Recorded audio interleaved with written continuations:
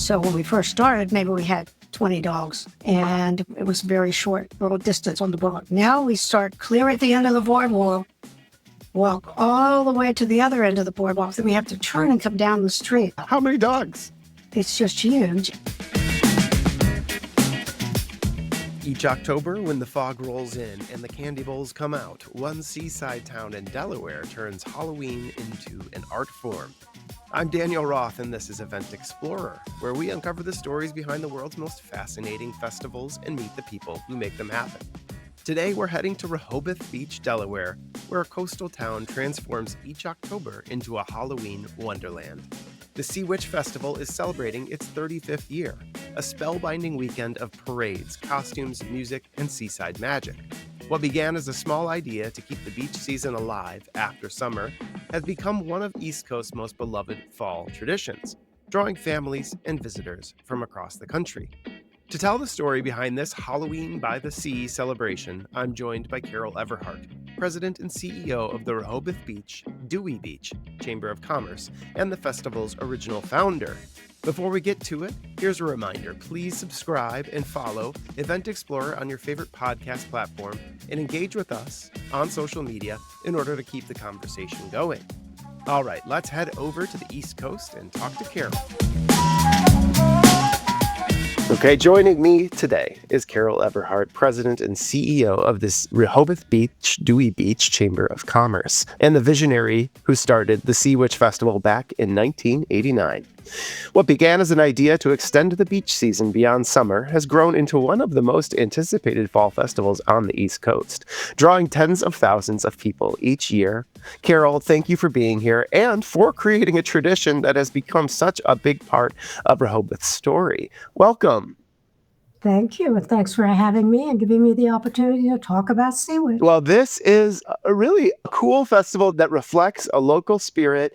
It has a tale that shows how personality and flavor and local culture can really grow into being something that becomes a touchstone in people's lives. And that all started, with let's find out. Take us back, 1989. How did the idea for Sea Witch Festival come about? Okay, so in 1989, I was working in another nearby town, and I also had a little event company I'd started on the side. I was looking in the paper, and I saw an ad for an event coordinator in Rehoboth Beach. I had never done anything in Rehoboth Beach. I was more Fenwick Island, Ocean City girl, and I decided to apply. It came in, and I applied to the small group off of their chamber board. We sat down in what was then the visitor center and still is the visitor center. And I asked them what they were looking for. And they said, well, they wanted to extend the season. So at that time, when Labor Day hit, they were outside waving goodbye to everybody. And I said, okay, what is your budget? And the budget was $5,000 for a festival. And I said, does that include me? And they said yes. And I said, well, I would suggest doing something around Halloween because mums and pumpkins don't cost much. People have fun, they dress in costume, all that type of thing. So they said no, they didn't want that. They didn't want one day. I said, okay, so I went home. Well, the next day I got a call. And they said, what would you call it? And I said, well, let me think about it. And I got a book. I saw something about the ocean, the water, the sea, something. And I got a book on clipper ships that sail. The Sea Witch was a clipper ship, and it actually traversed these waters. I said, that's it. We're going to call it Sea Witch. I called them back, and I said, I'll call it Sea Witch, told them why, and they said, okay. So the first year was at that time, the Rehoboth Avenue goes clear down to the boardwalk. And at that time, there was an empty lot at First Street. It's now First Street Station. It's no longer an empty lot. But I set up a tent, got some vendors. It was a one-day, half-day really event. That night, the big storm came through. Oh, no. Knocked down the tent. Undeterred, we pushed the tent to the side, set up straws, made cubicles, and ran the event. And it was really interesting because I was used to only doing really large events. So 5,000 people came that first day. Well, to me, that was a failure. An F, and I'm walking down the sidewalk, and one of the board members was walking towards me. And he said, "How does it feel to be such a success?" And he was very happy. And I went from that to contracting to do it again, to be lucky enough to be hired by them as a marketing and events. And here I am 36 years because COVID, we didn't have it. So now is this your adopted home almost now, with Rehoboth and the people there. What kept you there? Was there something about the community that you enjoy celebrating and enjoy bringing joy to the people there? Well, they taught me so much, and they gave me freedom to do what I believed would keep the Chamber's mission with that. So we're to promote business, tourism, and civic responsibility. It isn't just the festival, but the entire Chamber group. So it's been wonderful. They've taught me a lot. So from that first year, we've now grown the festival. We now have a big parade. What are those kind of steps that you took to grow this festival into what it is today? Some of the major milestones. Okay, so it started out as one day, all day. Then it went to a weekend. And then we started adding more entertainment. And when we added the parade, that was a huge stepping stone, adding that parade.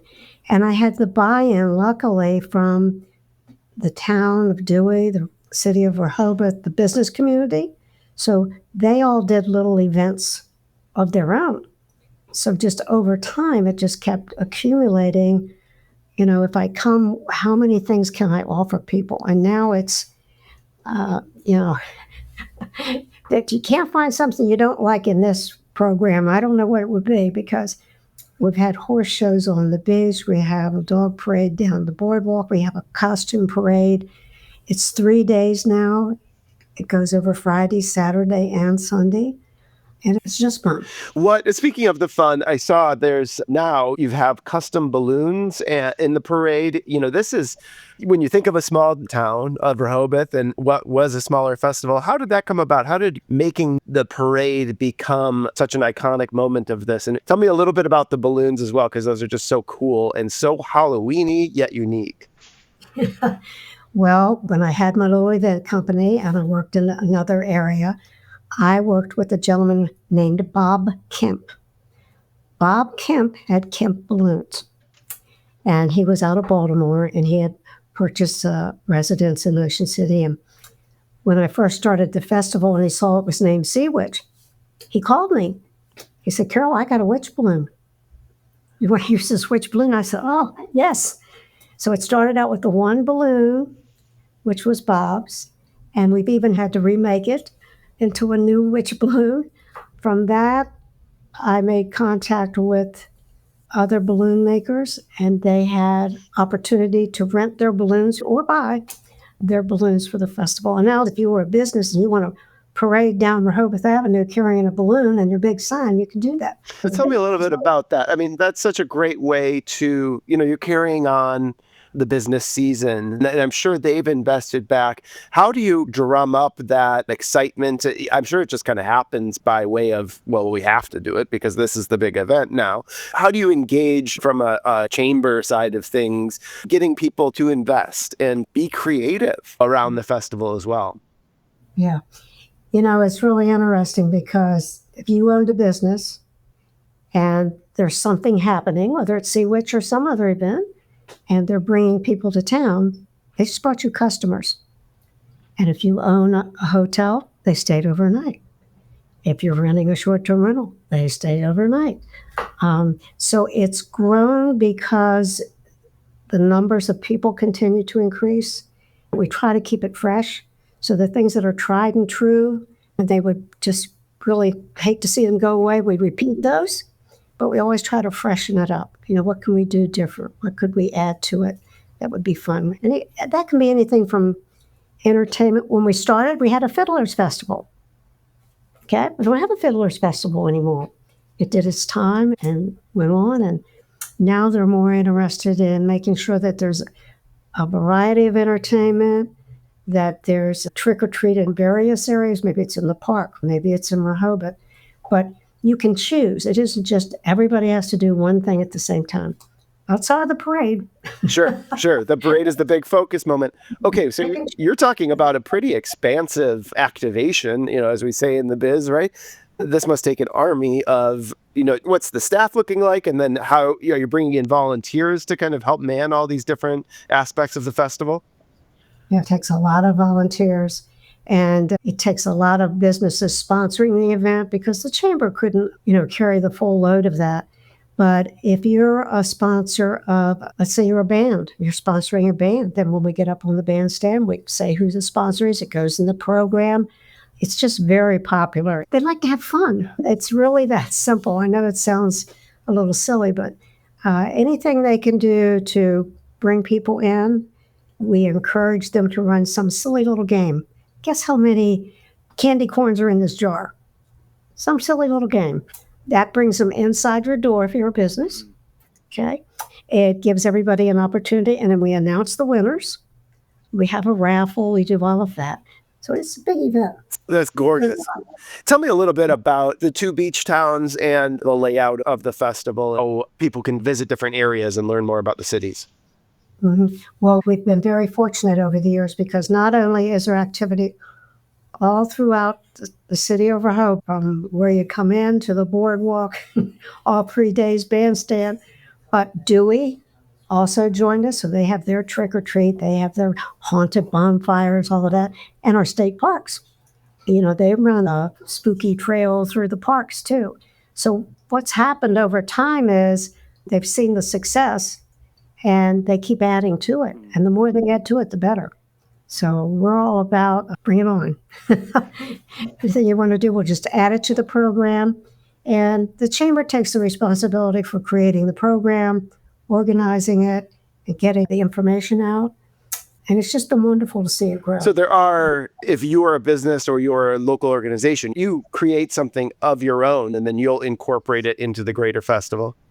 Absolutely. If you're a restaurant, you're going to run a costume party. Yeah. Okay. You're going to have some bands in your place in the evening and that type of thing. Okay. Let's list it. Let's get people there. Mm-hmm. Now, once it goes to print, we print a lot of copies of the program. Once it goes to print, it's in print, but we keep changing it on the website. Oh, nice. So you keep batting right up until the end. So, Carol, drawing from your expertise and the evolution that you've seen through this event, say I'm a small town, I've got a little summer pop that people come on vacation, but I really do want to carry that on. What's a little bit of the recipe for success for making an event? Because like you said, Sea Witch is a great name. It has character built in. What do you think from a business perspective or from a festival and events perspective? How do you create tradition? And I know that's a huge concept and everything, but you've done it. So I'd love your perspective on that. Well, I think no matter where you go, when you start something, start small. Start small.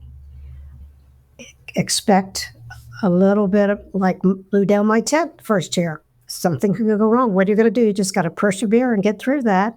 Make it happen anyhow, no matter what, even if it's small, and then start getting your buy-in. So when you create something, depending on why you're creating it, but if they're creating it to draw business, overnight stays, that type of thing, they need to involve all those people. Who are you doing this for? You're not only doing it for the person that comes to have fun, but you're doing it for your community. And what does that community want? What does it want? So it's been wonderful. I have wonderful volunteers. We're very lucky. We're the state's largest chamber. We have 1,300 members. We're very proud of that. My volunteers are the staff. I mean, I say it all the time. I ride on their shoulders. They do the work. It's wonderful. So now we're in 2025. We're just about a month out from ramping up the festival. For people that are going to come visit in Rehoboth and Dewey, what are some of the things you're looking forward to this year? What are some of the can't miss events for someone that maybe hasn't been to? Well, I think there's a lot of information because it's gotten so large. We have over 200,000 over the 3 days. That's more than 5,000 being the big success. People must be pretty happy with the evolution. They are. Yeah. going up to, A lot of work it too. didn't happen overnight. Every patient and just kind of judge what did work, what didn't work, keep what works. It's the really popular things that has a lot to do with Yeah. it. The parade is one of the most popular things. Typically now people either book on Thursday night or sometimes Friday, but there's activities everywhere. Whether you want to do, you know, Friday nights with trick or treating in Dewey, okay, and bonfires in Dewey and all that. But in Rehoboth, we also have things going on around the Bears Den. We have things going on in Convention Hall. So there's something for everybody. I think that's another thing is there's a lot of variety. It's gotten so popular that we had to alter our parking considerably because they were coming in on, let's say the festival starts on Friday. Well, they were coming in on Monday and parking and leaving the car. Okay. So if this was created to help the area and the business community and all of that, that isn't going to help. So we've had to make changes, keep altering. Yeah. Listen. I always said, just listen. You don't have to agree, but listen. And eventually, okay, we have to make a change there, or we have to add something, or we have to take away something. I think that's the other thing is don't be so cemented to the original idea. Keep growing it, changing it. Speaking of that, I imagine you're involving youth and generations.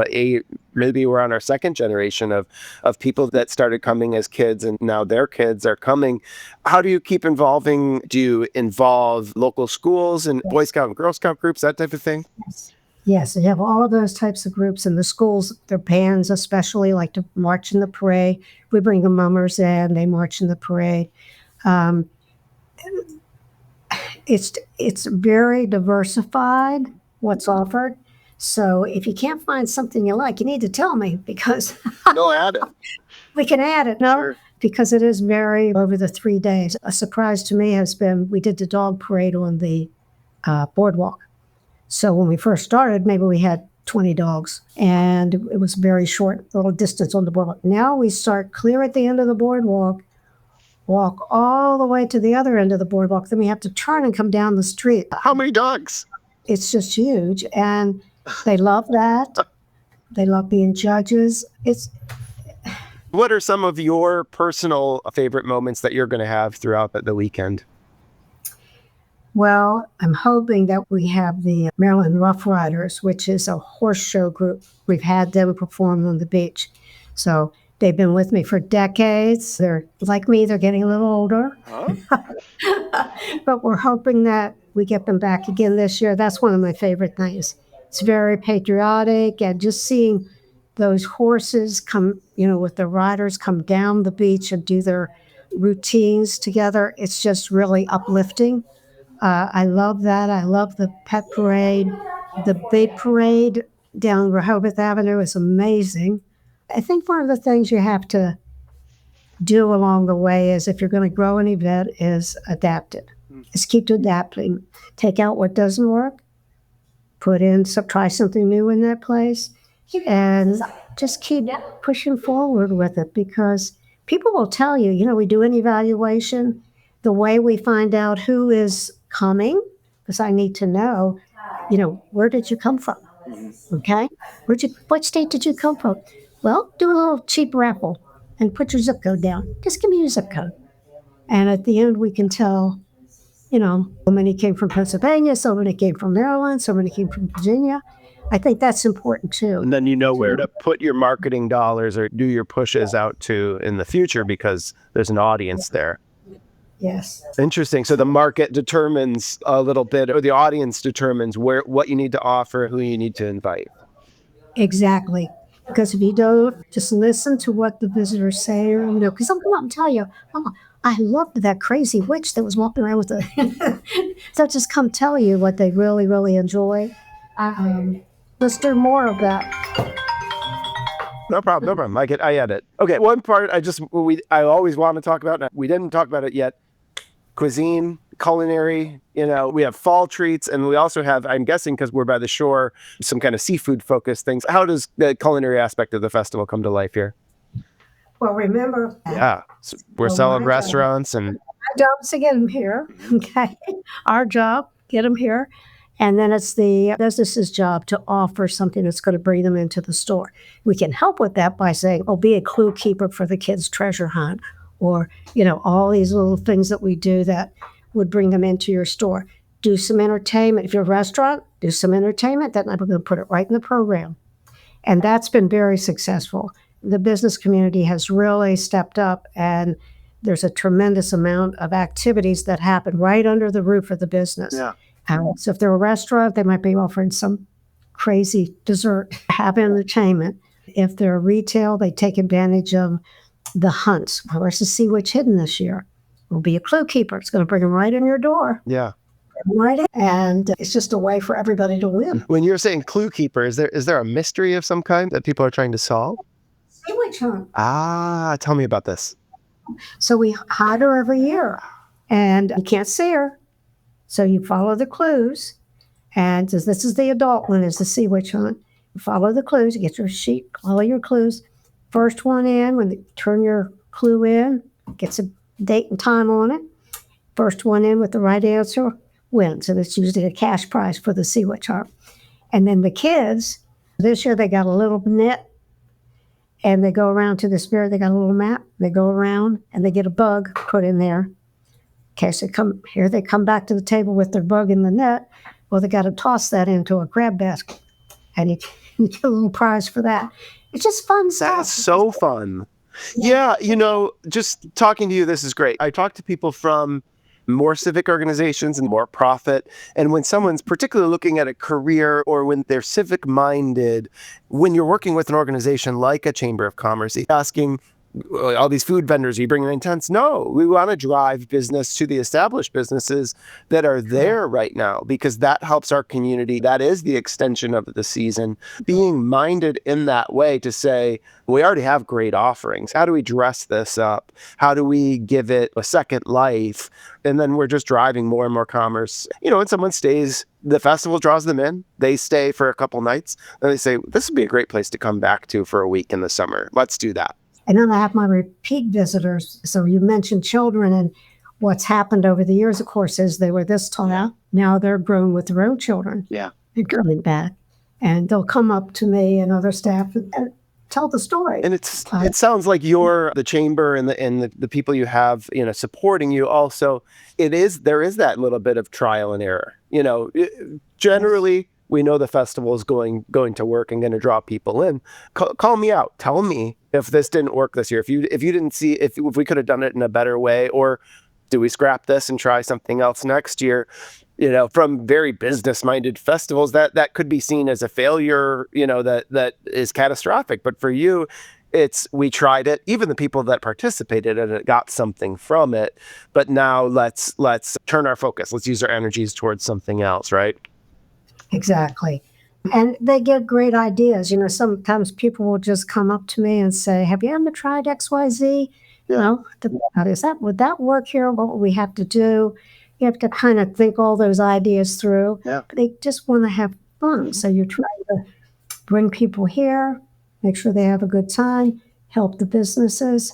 Lovely. Well, at the helm of all that fun is someone that brings so much joy to it. So, Carol, I want to just say thank you for joining today. Sea Witch Festival. Give us a little pitch about when people should be coming to Rehoboth and Dewey this October. Okay, so there's a ton of festivals in the fall, number one. So it's not the only festival. They have everything, jazz festivals, you name it. We've got it going on. This started at 5. Sure. We've got it.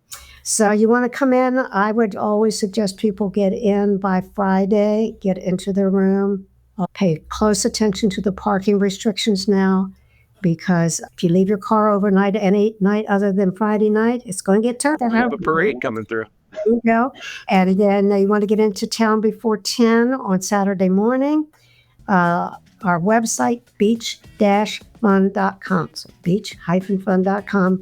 Click into Sea Witch, and the whole program's there. Pictures are there.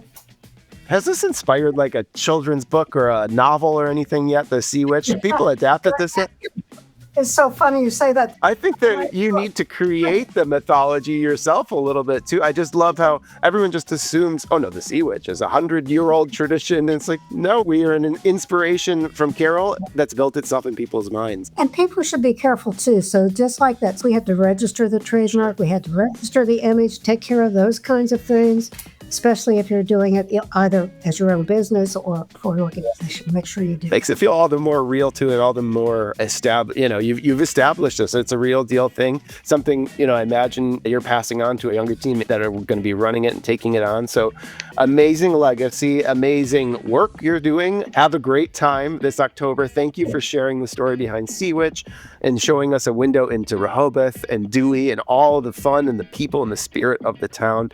It's more than just a mascot. The Sea Witch represents so much to the civic organizations, to the businesses, and to the hearts and minds of the people that care about the community, just like you. So thank you for joining. You're welcome. Thanks for having me.